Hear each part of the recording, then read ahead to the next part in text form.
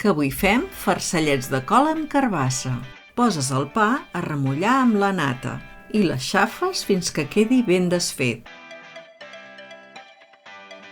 I afegeixes un ou batut.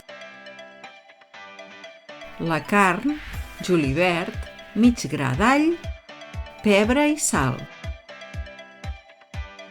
Mans a la massa, que això ha de quedar ben barrejat. I si cal, fas com jo i ho acabes amb una forquilla. Poses prèviament aigua amb sal al foc i quan comenci a bullir hi afegeixes les fulles de col. Només s'han d'escaldar, així que en 30 segons és suficient. Les treus de l'aigua i les reserves. A la mateixa aigua on has escaldat les fulles hi poses la carbassa. Talles la part més rígida de la tija de la fulla de la col.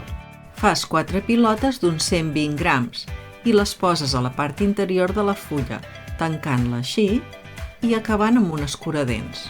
Jo he fet servir pollastre, però tu per fer el farcit pots fer servir la carn que més t'agradi.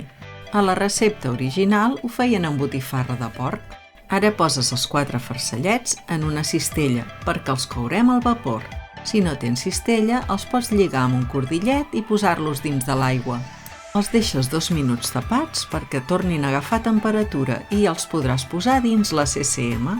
En 1 hora o 1 hora i mitja ja ho tindràs a punt per menjar, però si vols ho pots conservar calent fins a 4 hores. Retires els escuradents i treus la cistella perquè s'escorri. Jo he fet servir 600 grams de carbassa, però si és per 4 persones et recomano que posis més d'1 quilo. Poses pebre i oli a la carbassa i la xafes. Què et sembla com va quedant? Em regales un cor?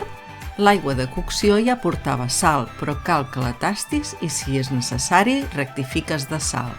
Tallem el farcellet per veure'l per dins. Oh, que maco!